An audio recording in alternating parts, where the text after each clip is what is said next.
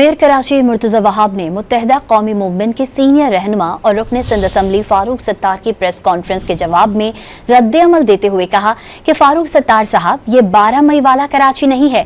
कराची में press conference करते हुए गवर्नर सिंध को शदीद तनकीद का निशाना बनाते हुए कहा कि खुद को अवाम का गवर्नर कहने वाले 20-20 गाड़ियों के प्रोटोकॉल में घूमते हैं। कच्चा चिट्ठा खोलने की वार्निंग भी दे दी।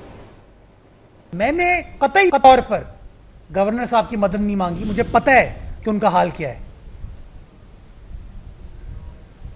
मुझे पता है कि उनका हाल सिर्फ 20 गाड़ियों के प्रोटोकॉल में, 25 गाड़ियों के प्रोटोकॉल में घूमना है। अवामी गवर्नर कहते हैं, अवामी कहते हैं,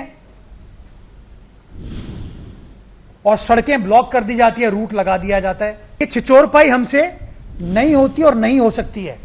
और गवर्नर साहब, मुझसे गुफ्तगू करनी हो ना, अपने तर्जुमानों के जरिए बात ना करें, डायरेक्ट बात करें।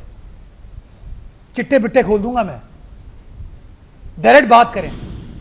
ये 400-300 वोट वाले जो लोग हैं ना, उनसे मेरी बात ना करवाएं।